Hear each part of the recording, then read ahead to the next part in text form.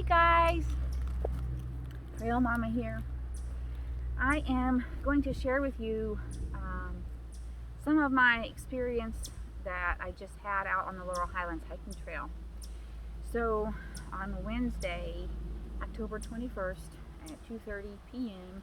I started a journey of trying to thru-hike the trail, which is 70 miles in one push, meaning I would just pretty much continuously hike, obviously taking breaks to eat and drink and things like that, but to not sleep during that time, just to go. And I did try that once before. I tried it back in June, and I was unsuccessful in that journey. I learned some things from that journey though, and I brought them to now. And so that journey, the one back in June, I started in Seward, and I started super early in the morning at like 5 o'clock, and everything went really good. I had my nutrition good, I had my breaks good, I felt really good. What I didn't have figured out was when the darkness came, and I had been hiking all day long already. By the time it came, I hiked about I think 3 hours in the dark, and decided I needed to stop because my mind started playing tricks on me, where, you know, this rock looks like a bear, or whatever, like lots of things like that can happen. So I decided that I needed to stop, and so I did. I stopped at Grindle Ridge, which was 46 miles, and then I finished the trail the next morning. And so I decided I was going to try that again. And I should have. What do? We learn things from all that we go through. Right now, it is fall, and the leaves are down, and the daylight is a lot shorter now than it is in June. And I miss the sun in the evening already so much. But anyway, so what I decided to do differently this time was I was going to start in Ohiopyle, because Ohiopyle has the most elevation change, so that I could get the hard part out of the way first, instead of having that, at the end. It was to take care of that first. And I decided that I was going to start my trip in the afternoon, so that I could have a little bit of daylight, and then I could do the overnight stretch while I was still fresh, while I wasn't exhausted from having hiked all day. So those were the two big changes that I made for this trip. So I did. I got up Wednesday morning, and I had to go to work, and I clean for people. So that's what I did. I finished, got home like 12:30ish, 12:45. I had some food, and then my daughter Carla brought me to Ohiopyle and dropped me off. And so I got started about 2:30. Mile marker 0 is at Ohiopyle. And so it's going along, and my pace that I hoped to have, I figured I wouldn't be able to keep it the whole time, but I hoped for was like 2.5 miles per hour. And I kept that for a while. So I was glad of that, but I knew it would slow as it went on through. But anyway, that's neither here nor there. So like I said, I got started at 2:30. It's a beautiful day, and both Wednesday and Thursday, and today Friday, it's beautiful. In the 70s, overnight is in the 50s. It's just like, it doesn't really feel like fall. But I love it. Anyway, that was the big reason actually why I chose to do this right now. I normally would be working on Thursday, but my job got canceled because the family was having some work done in their house, like some remodeling work. And heating season actually has started here in PA. So right now I don't have to have a fire, because it's warm enough that I don't have to have that. So that is why I chose this moment. Like, I didn't know that I was doing this until pretty much like over the weekend, last weekend. Like, I just saw this little opportunity, and I thought, I'm going to take it. So, and I did have to work this morning, Friday morning, so I just really only had, I had an afternoon and a day. And that's what I had. So I thought I'm going to try it. Anyway, I put my headlamp on around 6:30 Wednesday evening, and it gets dark in the woods faster than it does like out on the road, or like it just gets dark faster in the woods with the cover of the trees, and even if there are not leaves, it's still dark faster. Anyway, so I was wearing orange because there is hunting going on right now, so just be aware of that if you are out. And I turned my headlamp on, like I said, at 6:30. I probably could have waited just a little bit longer actually for seeing, but because it is hunting season, I wanted to make sure that I was seen if there were hunters out there, and that they wouldn't mistake me for whatever they were hunting. Safety first, right? So, but the sun did set right around, I don't know, maybe it was 6:40, I'm not sure exactly. So anyway, started on the journey with the headlamp on then. And I had no idea if I was going to be able to, complete a night of hiking, pretty much. But I did. I got through it. It was difficult. I was actually able to navigate the trail better than I expected. I looked for a lot of things to show me where the trail was. In some places, excuse me, there are things like mountain laurel, or sometimes just little grass, or moss, or different things kind of right alongside the trail. That's not the case everywhere, but where that was, that did make, even though the leaves are down, that did make identifying the trail easier. Some places I looked for, like when a tree falls across the trail, the park people or volunteers come out and they'll cut, just a section out where the trail is. So I would look for also those cut edges, because nowhere there's not cut edges anywhere unless it's on the trail. And then there were some places where like it was indented a little bit. So like there was just things that I was looking for, and so I was able to know where it was better than I expected. That's not the case every place. It is quite easy to get off in some areas when you're going through certain rocks, or if it is like hemlock trees, or different things. There's just times where you can't, it's harder to identify. And the trail markers that are used on this trail it's just paint, and they're yellow, but they are not reflective. And so you can't see them, like they're not gonna reflect anything. You actually, you need to like have your headlamp up and actually see them.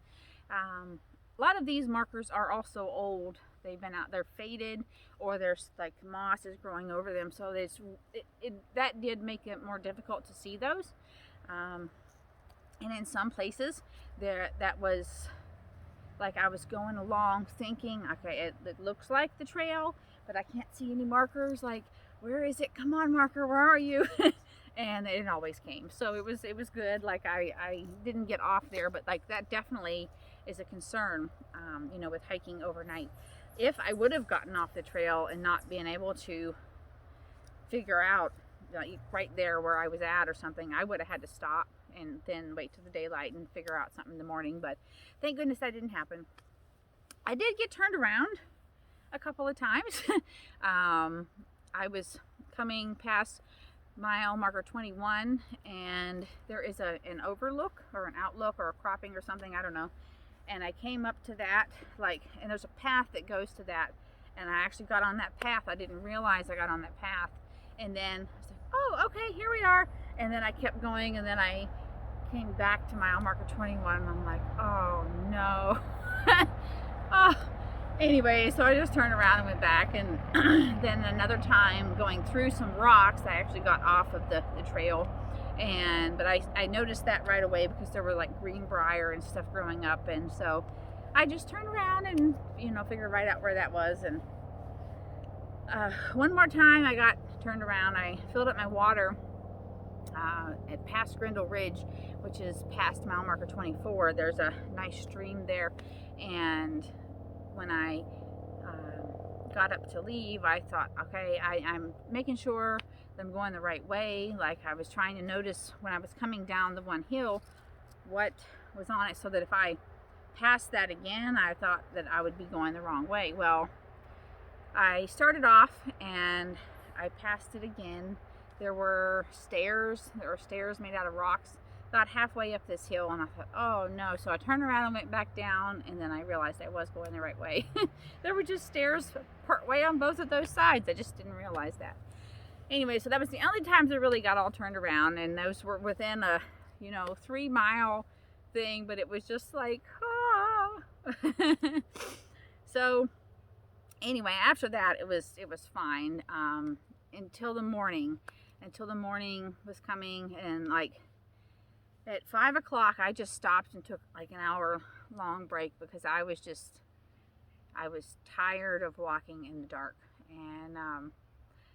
and I was like, come on, sunlight, and it was just so I did learn that I think about maybe 10 hours is about my limit for going in the dark, because I was pretty all right up to that point, and then I was just like, okay, I've just had enough of this, and but it's what do you do? So anyway, I waited for a while, and I got started again a little after 6. In between that time, my friend Georgia was messaging me, and that was a big help, and it was just a big help. So got going again. The sun finally rose sometime between around 7, or I don't know. I was able to take my headlamp off at it was between 7 and 7:15. I also had this, I have a puff light thing that like you could use to light up an area. I actually kept that on my pack turned on for a while too. Again, having to do with hunting. I wanted to make sure that if there were people hunting, that they did not mistake me making noise in the woods for whatever they're hunting. So anyway, that was a protection thing also. So continued on in the morning around 7:45-ish. I finally hit mile marker 35, and I was glad when that happened. like it was just elusive. Sometimes it's just, this thing is so big, and it was just so far away, and then finally, like when the halfway point is there, it's like, okay, I can see now, I can, I can do this. And so anyway, got to 7, or excuse me, I wanted to tell you too, I did cross through 7 Springs in the dark, and that was kind of a neat experience. But 7 Springs was an area that I was a little bit concerned that I might, because there's a lot of the markings that are there. It's different than it is anywhere else on the trail, because it's a ski area, and so I was just, okay, I know what's coming next. Like, I just kept telling myself that kind of, so I didn't get mixed up at all through there, and so that was cool. I was really glad of that. Anyway, continued on my journey, and when I got to about mile 40, I realized that with the pace that I had at the time, and it was likely only going to get slower as it continued to go, that there was no way that I was going to finish before it got dark again, and it was very likely that it was going to be that I was going to be in the dark for a number of hours. Like, if at that point I would have thought that I would be spending an hour or 2 hours in the dark, like that would have been one thing. But as I was looking at it, I figured I was probably going to have at least 4 hours in the dark, but more likely it was going to be more than that. So just I was thinking, and I was trying at that point to pick up my pace a little bit, but it just wasn't happening. Like, I couldn't. So when I got to mile 45, through this whole journey, as I was on it, I was posting like online about it, and I was posting where I was, and a lot of people were on and wishing me well, and and all of these things, and it's such encouragement is such a big thing for me. I love to encourage people, and I'm really grateful when people are encouraging to me.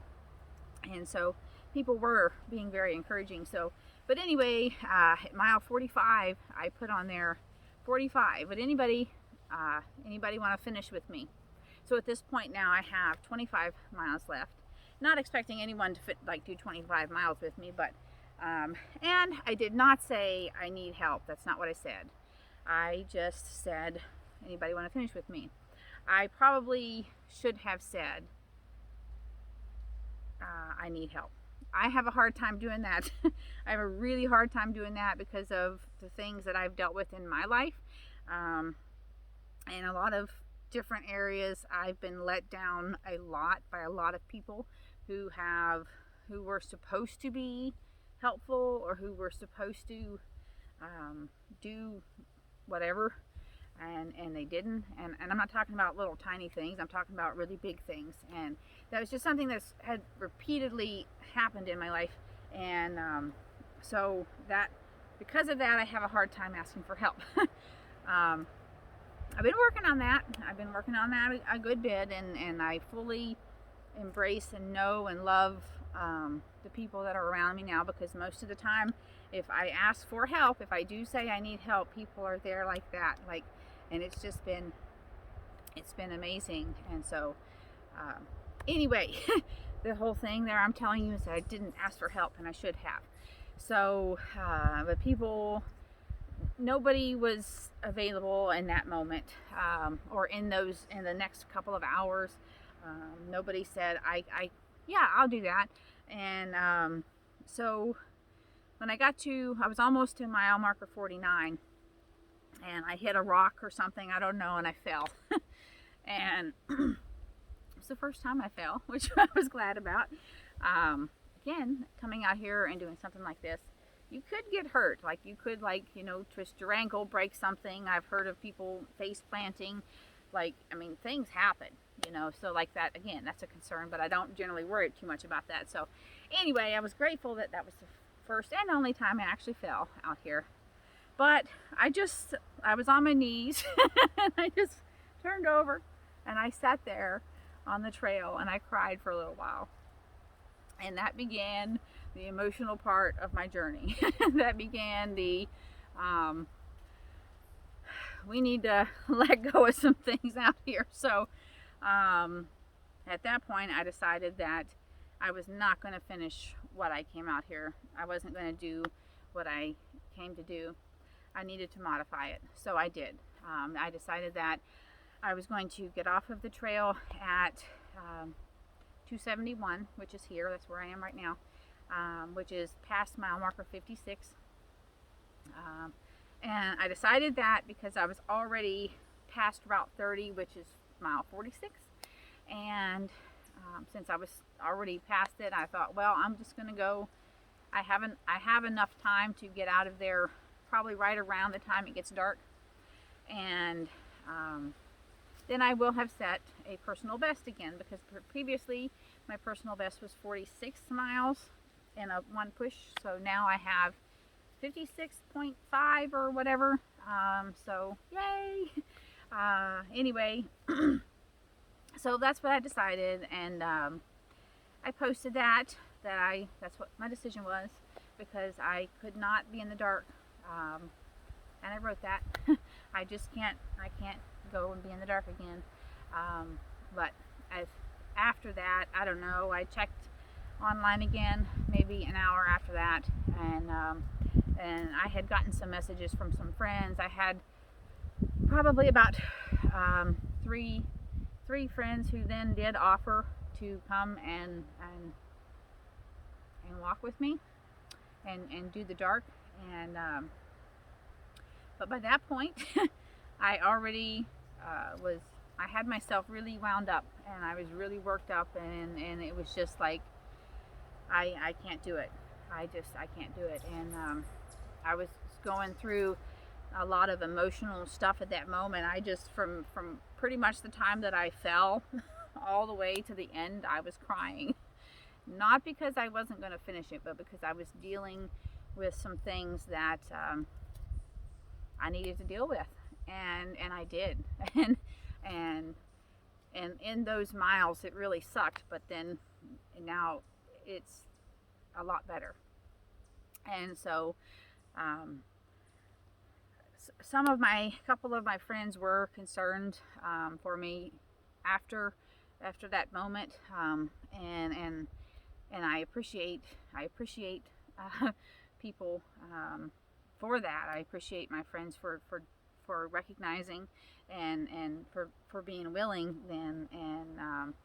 Then my friend Dan actually came out and found me. I was between 54 and 55, and then he finished this with me and actually offered to go to the end, but I wasn't. So but that was a big deal. One big thing that I learned through that whole experience through the whole experience is that I do a lot of things by myself, and I do a lot of things by myself because I have had to learn to be self-reliant. And what I learned yesterday, the biggest takeaway that I have from yesterday, is that I don't want to do all these things alone anymore. I don't want to, like, what's the experience if you're by yourself all the time? Now, not that I'm not with people sometimes, but like some of the things that I do, I know that there are a lot of people who would have no interest in doing them, but that doesn't mean I couldn't still do some of it with some people, right? Like if I would have had ask people to, can you come and hike for a mile with me, or 2 miles or 5 miles or whatever, I'm sure people would have been willing to do that, but I didn't ask for that. And so I need to learn that. I need to learn things like that, and learn to let people in and quit being so damn proud that I don't need anybody. And so like I was just really humbled yesterday, and I learned that it is important to let people in, and it is important to embrace the people who care.